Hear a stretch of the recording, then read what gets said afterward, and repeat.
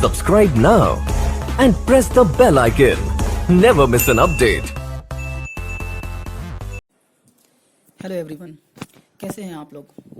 आज हम देखने वाले हैं ट्रस्ट अकाउंट सबमिशन के बारे में, जो कि फुल्ली ऑनलाइन प्रोसेस होता है और इसका प्रोसेस हम स्टार्ट टू एंड पूरा डिस्कस करने वाले हैं। तो अगर आपको ऑनलाइन ट्रस्ट अकाउंट के सबमिशन में कोई प्रॉब्लम है तो वो प्रॉब्लम आपकी यहाँ पर सॉल्व होने वाली है। तो स्वागत है आपका मेरे यूट्यूब चैनल कॉमर्स वाले में। अगर आपने ये चैनल अभी तक सब्सक्राइब नहीं किया है तो सब्सक्राइब कीजिए और बेल आइकन को प्रेस कीजिए ताकि हमारे लेटेस्ट वीडियो के नोटिफिकेशन आप तक पहुंच सके। तो शुरू करते हैं।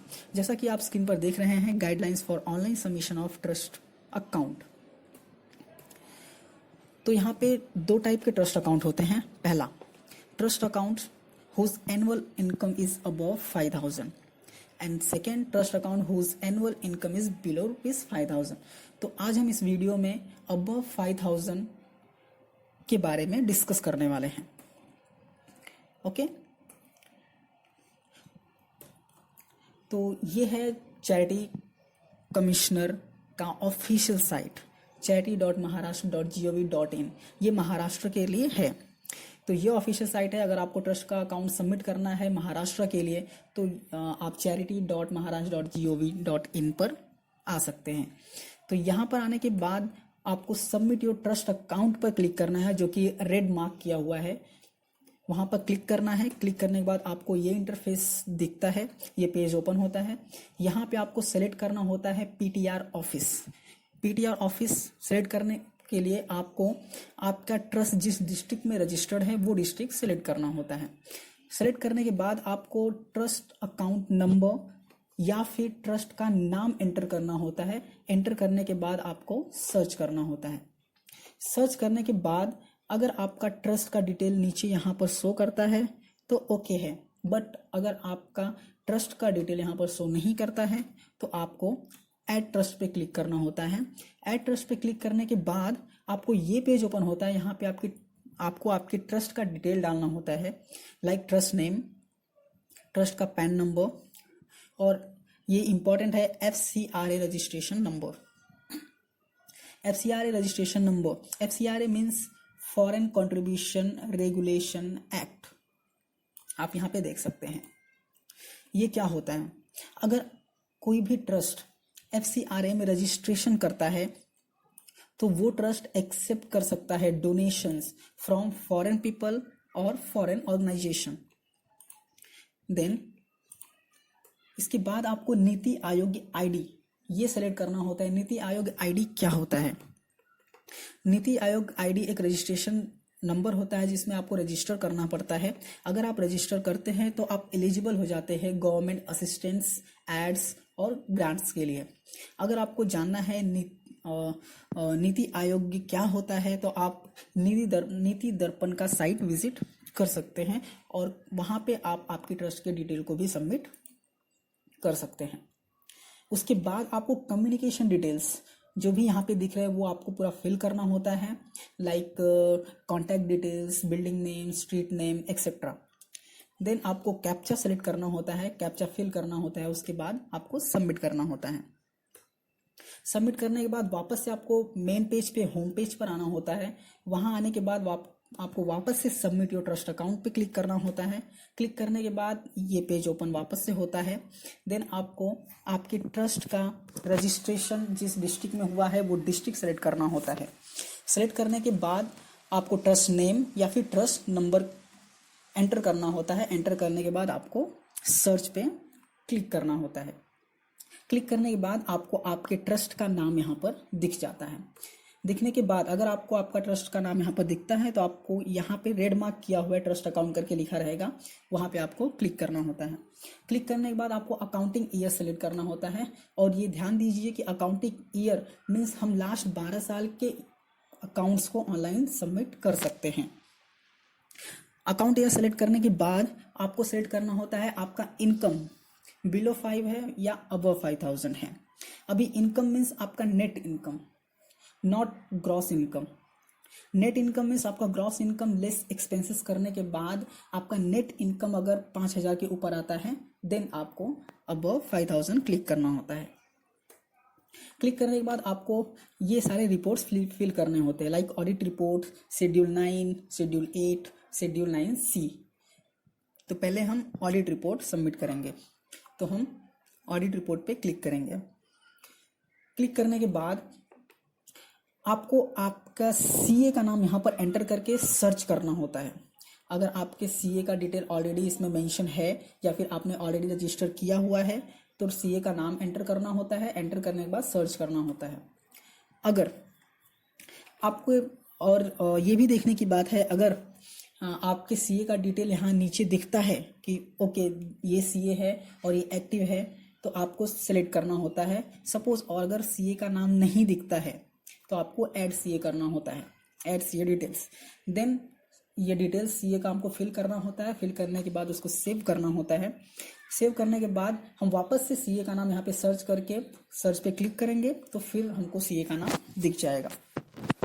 उसके बाद हम सीए सेलेक्ट करेंगे। सेलेक्ट करने के बाद ये 1 to 20 ये सारे डिटेल हमको ट्रू और फॉल्स, यस और नो में हमें सबमिट करने होते हैं। तो ये कैसे सबमिट करने होते हैं, जब भी आप एक ऑडिटर आपका ऑडिट रिपोर्ट बनाता है तो वो ये सारे इंफॉर्मेशन यस और नो में ऑलरेडी लिखा हुआ रहता है। तो आप वहाँ से सेलेक्ट देख के ये चीज़ सेलेक्ट कर सकते हैं। सेलेक्ट करने के बाद रिमार्क का लास्ट ऑप्शन रहता है। अगर आपके पास कोई रिमार्क है तो ओके आप रिमार्क लिखिए, अगर रिमार्क नहीं है तो आप नो रिमार्क लिख लीजिए। उसके बाद आपको नेसेसरी डॉक्यूमेंट्स अपलोड करने होते हैं और ध्यान दीजिए वो ब्लैक एंड वाइट में होने चाहिए और उसका साइज 1 MB से ऊपर नहीं होना चाहिए। फिर उसके बाद यहाँ पे आप चूज फाइल पर क्लिक करके आप ये सारे डॉक्यूमेंट्स अपलोड कर सकते हैं। जिसमें रहता है पहला CA audit report. CA audit report में आपका इनकम एंड एक्सपेंडिचर स्टेटमेंट होता है जिसको शेड्यूल 9 कहते हैं। बैलेंस शीट होता है जिसको शेड्यूल 8 कहते हैं। फिर कंट्रीब्यूशन कैलकुलेशन होता है जिसको 9C कहते हैं। इन सबको एक साथ एक PDF में लेके आप अपलोड कर सकते हैं। नेक्स्ट होता है affidavit, CA membership certificate issued by ICAI, other documents, ये भी आपको अपलोड करने होते हैं। और हाँ, अगर आपका अकाउंट 30 सितंबर के बाद अपलोड कर रहे हैं आप, तो ये सारे नेसेसरी डॉक्यूमेंट्स और सीए के सर्टिफिकेट्स अपलोड करने होते हैं। नेक्स्ट है आपको कैप्चा एंटर करना होता है। देन आपको डिक्लेरेशन देना होता है। डिक्लेरेशन पे क्लिक करना होता है एंड देन सबमिट करना होता है। सबमिट करने के बाद ये आता है ऑडिट रिपोर्ट सबमिटेड सक्सेसफुली। उसके बाद आता है शेड्यूल 9। शेड्यूल 9 में आपको क्लिक करना होता है। अभी शेड्यूल 9 पे हम क्लिक करते हैं। क्लिक करने के बाद आपको ये डिटेल्स फिल करने होते हैं, एक्सपेंडिचर एंड इनकम। एक्सपेंडिचर और इनकम भी आपको ऑडिट रिपोर्ट में मिल जाता है और इसी फॉर्मेट में रहता है। आपको सिर्फ फिल करना होता है अमाउंट्स। और यहाँ पे ध्यान देने की बात है, अगर कहीं पे भी इंफॉर्मेशन अवेलेबल नहीं है तो आपको वहाँ पे 0 क्लिक करना होता है। इन शॉर्ट सारे कॉलम्स फिल होने ही चाहिए।